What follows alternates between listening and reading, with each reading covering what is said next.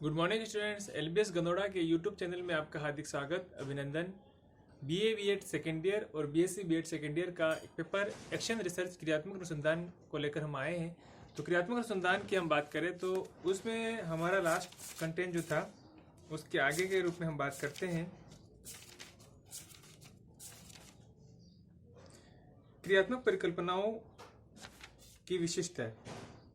सबसे पहले हम बात करेंगे क्रियात्मक परिकल्पनाओं की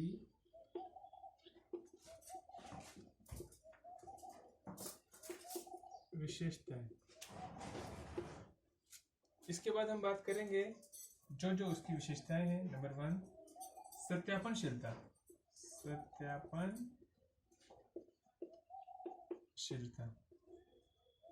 उसके बाद प्रभाव गांभीर्य।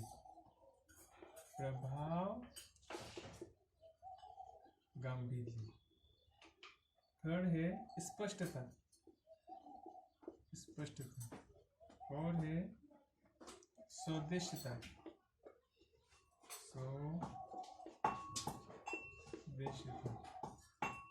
समस्या से संबद्धता।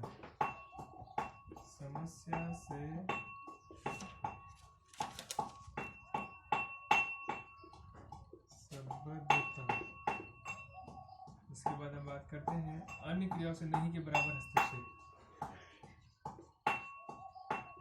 अन्य क्रियाओं से नहीं के बराबर हस्तक्षेप। मितव्ययिता। हम बात करते हैं मितव्ययी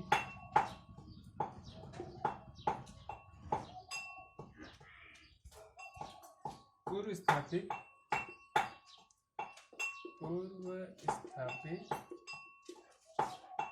सिद्धांतों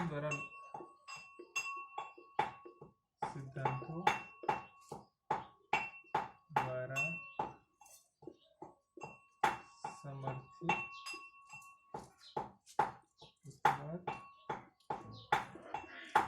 अनुसंधानकर्ता की क्षमताओं के अनुकूल। आपके दिन हम बात करेंगे क्रियात्मक परिकल्पना के स्रोत। क्रियात्मक परिकल्पना के स्रोत। तो ये चीजें हैं, इसकी हम विस्तृत चर्चा करते हैं। क्रियात्मक अनुसंधान एक्शन रिसर्च क्रियात्मक परिकल्पनाओं की विशेषताएं। तो पहली है सत्यापनशीलता, दूसरी है प्रभाव गांभीर्य, इसके बाद स्पष्टता, स्वदेशिता, समस्या से संबद्धता, अन्य क्रियाओं से नहीं के बराबर और अन्य क्रियाओं को नहीं के बराबर हस्तक्षेप, मितव्ययिता, पूर्व स्थापित सिद्धांतों द्वारा समर्थित, अनुसंधानकर्ता की क्षमताओं के अनुकूल। उसके बाद हम बात करेंगे क्रियात्मक परिकल्पना के स्रोत कौन कौन से हैं। तो क्रियात्मक अनुसंधान की विशेषताओं की हम बात करें तो पहला है सत्यापनशीलता। क्रियात्मक परिकल्पनाओं की विशेषताओं पर अनुसंधान की प्रभाविता निर्भर करती है कि जिस प्रकार क्रियात्मक परिकल्पना होती है, अनुसंधान के परिणाम भी उसी प्रकार के होंगे। अतः क्रियात्मक परिकल्पनाओं का निर्माण पर्याप्त सतर्कता पूर्वक करना चाहिए। इसके लिए हमें एक अच्छी क्रियात्मक परिकल्पना की विशेषताओं से परिचित होना आवश्यक है। पहला है सत्यापनशीलता यानी कि वेरिएबिलिटी। एक अच्छी क्रियात्मक परिकल्पना की यह पहचान है कि उसकी सत्यता अथवा असत्यता के बारे में परीक्षण संभव होता है। उसे विद्यालय की परिस्थितियों में ही परीक्षित किया जा सकता है। क्रियात्मक परिकल्पना की सत्यापनशीलता का पता उसके पूर्वार्ध क्रिया पक्ष को विश्लेषित करके लगाया जा सकता है। यदि उसका क्रिया पक्ष व्यवहारिक दृष्टि से उपयुक्त है तो उसका परीक्षण सफलतापूर्वक किया जा सकता है। दूसरा हम बात करते हैं प्रभाव गांभीर्य यानी कि प्रोफाइंडिटी ऑफ इफेक्ट। क्रियात्मक परिकल्पना की क्रियान्वित के बाद परिस्थिति पर प्रभाव किस रूप में पड़ेगा तथा यह प्रभाव कितना महत्वपूर्ण होगा। यदि प्रश्नों द्वारा यह ज्ञात किया जा सकता है तो अमुक क्रियात्मक परिकल्पना कितनी उपयोगी है। क्रियात्मक परिकल्पना के प्रति इस प्रकार के प्रश्न विद्यालय में संदर्भ में पूछे जाने चाहिए। अनुसंधानकर्ता का यह पूछ भी सकता है कि अमुक क्रियात्मक परिकल्पना का प्रभाव विद्यालय के कितने लोगों पर पड़ेगा और उसके क्रियान्वयन के छात्रों पर प्रभाव कितना पड़ेगा अथवा अध्यापकों पर कितने छात्र अथवा अध्यापक इससे प्रभावित होंगे। यानी कि प्रभावी गंभीर जो है वो क्रियात्मक परिकल्पना का एक महत्वपूर्ण विशेषता है। इसके बाद बात करेंगे हम स्पष्टता यानी कि क्लियरिटी। तो स्पष्टता जो होती है वो क्रियात्मक परिकल्पनाओं को स्पष्ट शब्दों में अभिव्यक्त किया जाता है। इससे तात्पर्य यह है कि क्रियात्मक परिकल्पना का स्पष्टीकरण जिन शब्दों अथवा पदों की सहायता में किया जाता है उनके अर्थ निश्चित कर दिए जाते हैं ताकि सभी लोग उसका एक ही अर्थ समझें। अधोलिखित क्रियात्मक परिकल्पना में चिन्हित शब्दों के कई अर्थ प्रतिध्वनित होते हैं, अतः उनका अर्थ निश्चित कर दिया गया है। यदि विद्यालय में विज्ञान तथा अंग्रेजी के अध्यापकों द्वारा पढ़ाई में कमजोर छात्रों को अतिरिक्त कक्षा लगाने की व्यवस्था की जाए तथा उसके लिए उन्हें प्रतिफल दिया जाए तो वे प्राइवेट ट्यूशन अधिक नहीं करेंगे और विद्यालय कार्यों में ढील नहीं आने देंगे। चिन्हित शब्दों के अतिरिक्त इस परिकल्पना में कुछ अन्य शब्द भी हैं जिन्हें स्पष्ट करना होगा। यथा पढ़ाई में कमजोर छात्र, प्रतिफल आदि। पढ़ाई में कमजोर छात्र किसे कहा जाएगा, प्रतिफल किस रूप में है, कितनी मात्रा में दिया जाएगा, यदि आदि प्रश्न के उत्तर निश्चित होने चाहिए। आगे हम बात करते हैं स्वउद्देश्यता यानी कि पर्पसनेस। अनुसंधानकर्ता को क्रियात्मक परिकल्पना का उद्देश्य मालूम होना चाहिए। यानी कि जो अनुसंधान करता है उसको क्रियात्मक परिकल्पना का उद्देश्य क्या है, उद्देश्य अभिभूत होना जरूरी है, क्योंकि किसी चीज के उद्देश्य अभिभूतता है तो उसको हम लक्ष्य भेदन आराम से कर सकते हैं। जैसे अभी दिए हुए उदाहरण में क्रियात्मक परिकल्पना का प्रमुख उद्देश्य यह है कि उसके द्वारा अध्यापकों में विद्यालय के कार्यों की ईमानदारी के साथ करने की प्रेरणा प्राप्त हो। क्रियात्मक परिकल्पना का यह उद्देश्य अनुसंधान के मुख्य उद्देश्य से संबंधित होता है। इसके लिए यह आवश्यक है क्रियात्मक परिकल्पना का निर्माण करते समय अनुसंधानकर्ता अपने अनुसंधान के उद्देश्य को सामने रखे। समस्या से संबद्धता यानी कि प्रत्येक क्रियात्मक परिकल्पना का संबंध उस समस्या से होना चाहिए जिसके लिए उसे निर्मित किया गया है। अध्याय 5 में यह प्रदर्शित किया गया है कि किस प्रकार समस्या के कारणभूत तत्वों का विश्लेषण कर उनके आधार पर क्रियात्मक परिकल्पना का निर्माण किया जा सकता है। कहने का अभिप्राय यह है कि क्रियात्मक परिकल्पना की जड़ समस्या के समाधान से अवश्य जुड़ी होनी चाहिए, तभी उसे समस्या के प्रति प्रासंगिक माना जा सकता है। एक अच्छी क्रियात्मक परिकल्पना समस्या विषय से जुड़ी होती है। 6 हम बात करें अन्य क्रियाओं से नहीं के बराबर हस्तक्षेप। तो क्रियात्मक परिकल्पनाओं के अंतर्गत ऐसी क्रियाओं का उल्लेख हो जिनके क्रियान्वयन से विद्यालय की अन्य क्रियाओं का पर अनावश्यक एवं अवांछित हस्तक्षेप न हो। इसके लिए यह अपेक्षित है कि अनुसंधानकर्ता अपने अधिकार क्षेत्र को स्मरण रखते हुए क्रियात्मक परिकल्पना का निर्माण करें, पूर्वलिखित परिकल्पना को पुनर्विचार करें। आगे हम बात करें यदि विद्यालय में विज्ञान एवं अंग्रेजी के अध्यापकों द्वारा पढ़ाई में कमजोर छात्रों की अतिरिक्त कक्षा लगाने की व्यवस्था की जाए तो इसके लिए प्रतिफल दिया जाए तो प्राइवेट ट्यूशन अधिक नहीं करेंगे और विद्यालय में कार्यों में ढील नहीं आने देंगे।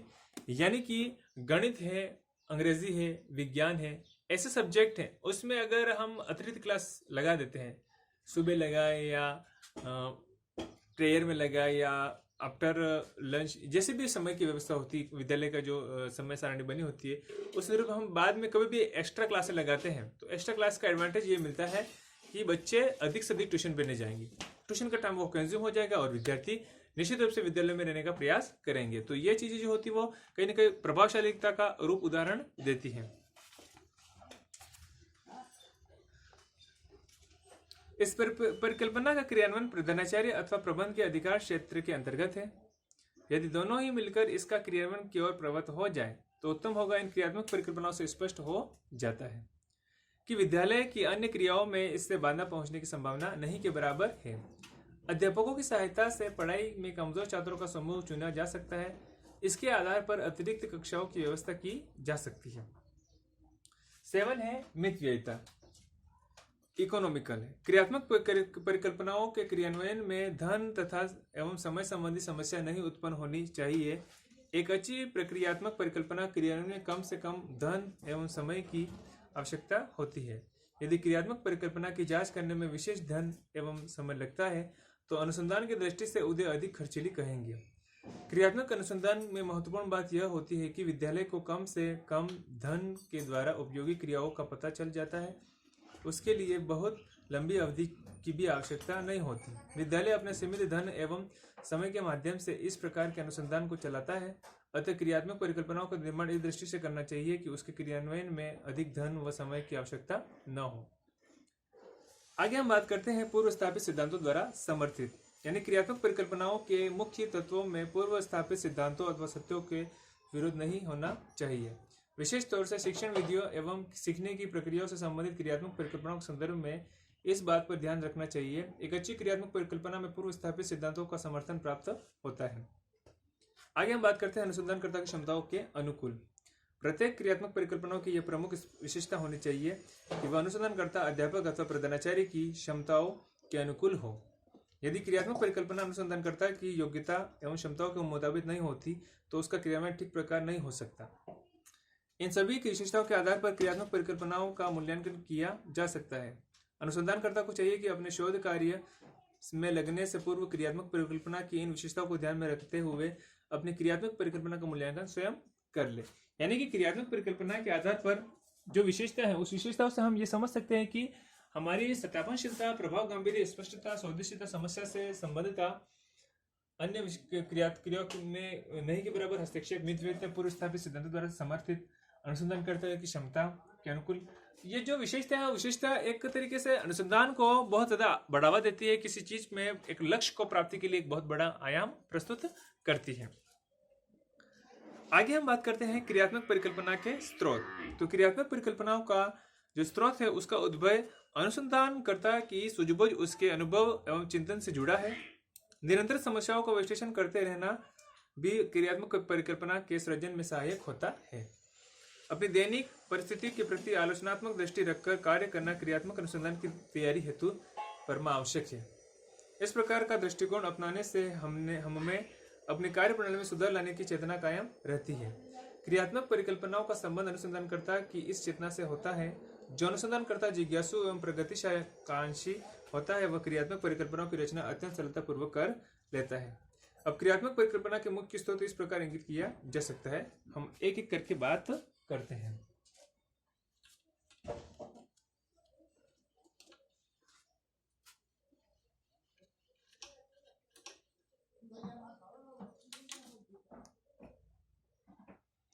सृजनात्मक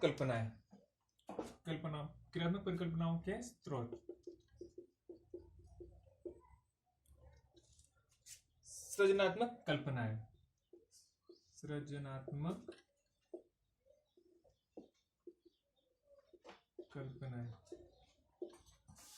दूसरा अंतर्दृष्टि।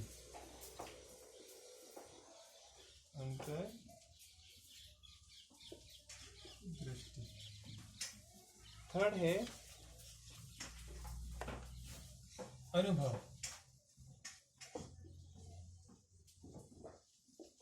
और है समस्या के कारणों का विश्लेषण।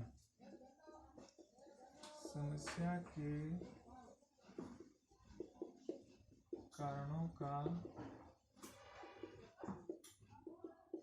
विश्लेषण। फाइव है विचार विमर्श।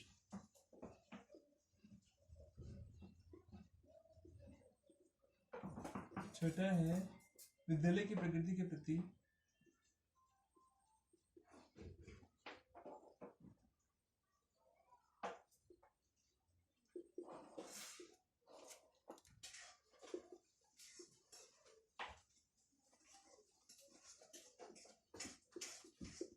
अनुसंधानकर्ता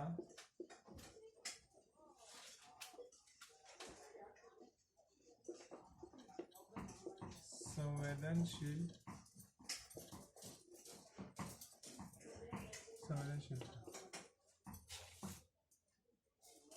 7 है नए अनुसंधानों से परिचय।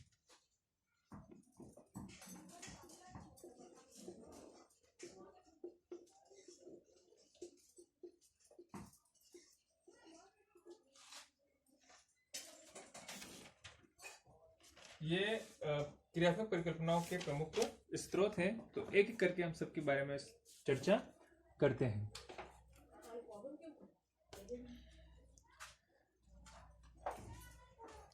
सृजनात्मक कल्पनाएं। तो सृजनात्मक कल्पनाएं हैं जो क्रियात्मक परिकल्पना के लिए उच्च कोटि की सृजनशीलता की आवश्यकता होती है। जिस प्रकार कलाकार अपनी समस्त कलाकृति को सृजनात्मक कल्पना के आधार पर ढालता है, उसका रूप निर्धारित करता है, उसी प्रकार एक अनुसंधानकर्ता अपने शोध कार्य की रूपरेखा निर्मित करते समय अपनी सृजनात्मक कल्पना का प्रयोग करता है। अब क्रियात्मक अनुसंधान में क्रियात्मक परिकल्पनाओं की उत्पत्ति सृजनात्मक कल्पना के अभाव में असंभव है। नंबर 2, अंतर्दृष्टि, इनसाइट।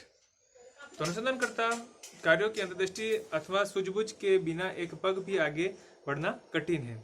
यह अंतर्दृष्टि से तात्पर्य एक ऐसी विषय वस्तु विशेष दृष्टि जिसके द्वारा परिस्थितियों की सतह मात्र का ही दर्शन नहीं होता, अभी तो उनके भीतर अंशों का भी बोध होता है।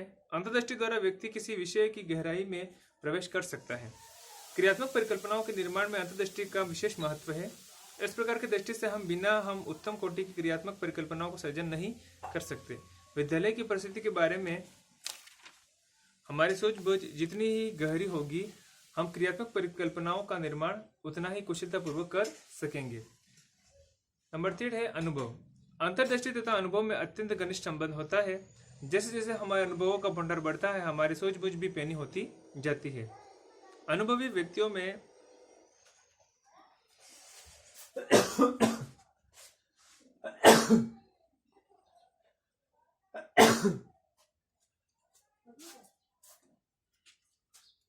अनुभव, अंतर्दृष्टि तथा अनुभव में अत्यंत घनिष्ठ संबंध होता है। जैसे जैसे हमारे अनुभवों का भंडार बढ़ता है, हमारी सूझबूझ भी पैनी होती जाती है। अनुभवी व्यक्तियों में क्रियात्मक परिकल्पनाओं के निर्माण की क्षमता अधिक होती है। हमें अपने अनुभवों से जो प्राप्त होता है उसका सदुपयोग हम क्रियात्मक परिकल्पनाओं के निर्माण में कर सकते हैं। अनुभवों की जांच में तपाई हुई क्रियात्मक परिकल्पना अत्यंत प्रभावकारी होती है। नंबर 4, समस्या के कारणों का विश्लेषण, analysis of the cases related to the problem. यह पहले कहा जा चुका है कि समस्या के कारणों का सूक्ष्म विश्लेषण किए बिना क्रियात्मक परिकल्पना का निर्माण न्याय संगत नहीं है। ऐसा न करने से यह संभव है कि क्रियात्मक परिकल्पना का समस्या विशेष में संबंध विच्छेद हो जाए। अतः प्रत्येक अनुसंधानकर्ता को चाहिए क्रियात्मक परिकल्पना का निर्माण करने से पूर्व वे समस्या विशेष के कारणों का सांगोपांग विश्लेषण कर ले। नंबर 5, विचार विमर्श। अनुसंधानकर्ता के अंतर्गत विचार विमर्श पद्धति का प्रयोग कई स्थानों पर किया जा सकता है। क्रियात्मक परिकल्पना की रचना हेतु परस्पर विचार विमर्श द्वारा अनेक लाभ होते हैं। सामूहिक चिंतन द्वारा क्रियात्मक परिकल्पनाओं के क्रिया पक्षों की व्यवहारिकता के संबंध में कई व्यक्तियों की स्पष्ट राय मिल जाती है। इसके अतिरिक्त कई नवीन क्रियात्मक परिकल्पनाएं विचार विमर्श के माध्यम से निर्मित की जा सकती है। बहुधा हम अकेले क्रियात्मक परिकल्पना का निर्माण सरलतापूर्वक नहीं कर पाते, किंतु जब हम किसी समूह में विचार विमर्श करते हैं तो अपने ही विचार क्रियात्मक परिकल्पना के निर्माण हेतु प्रभावकारी संकेत देते हैं। अगला है क्रिया विद्यालय की प्रगति के प्रति अनुसंधानकर्ता की संवेदनशीलता। तो विद्यालय की कार्यप्रणाली के प्रति प्रत्येक अध्यापन समान रूप से संवेदनशील नहीं होता। मनोविज्ञान का एक मुख्य सिद्धांत यह है कि व्यक्ति एक दूसरे से भिन्न होता है। क्रियात्मक अनुसंधान में प्रत्येक अध्यापक समान रुचि नहीं प्रदर्शित कर सकता। इसका मुख्य कारण यह है कि अध्यापकों में अपनी परिस्थितियों के प्रति संवेदनशीलता एक जैसी नहीं होती। अपनी परिस्थितियों में होने वाले परिवर्तनों के प्रति जो संवेदनशीलता नहीं होती, उससे अनुसंधानकर्ता की योजना प्रस्तुत करने में संबंध में कुछ भी आशा नहीं की जाती। क्रियात्मक परिकल्पनाओं के उद्भव व्यक्ति की परिस्थितियों के प्रति इस संवेदनशीलता पर चेतना पर निर्भर होता है, जो अध्यापक अपने विद्यालय की प्रगति के प्रति अधिक जागरूक एवं संवेदनशील होगा, जो वही क्रियात्मक परिकल्पनाओं का निर्माण कर सकता है। इस प्रकार की जागरूकता अथवा संवेदनशीलता की सबसे बड़ी पहचान व्यक्ति की विद्यालय की गतिविधि को नया आयाम देने के संबंध में निरंतर कुछ न कुछ विचार करते रहना चाहिए। अगली बात करते हैं हम 7, नए अनुसंधान से परिचय। तो नए अनुसंधान द्वारा प्राप्त होने वाले विद्यालय परिणामों को भी क्रियात्मक परिकल्पनाओं का स्रोत माना जा सकता है। विद्यालय में जिस अध्यापक को शिक्षा के क्षेत्र में हुए अनुसंधानों की विशेष जानकारी होगी, वह क्रियात्मक परिकल्पनाओं का निर्माण अत्यंत शुद्धतापूर्वक कर सकता है।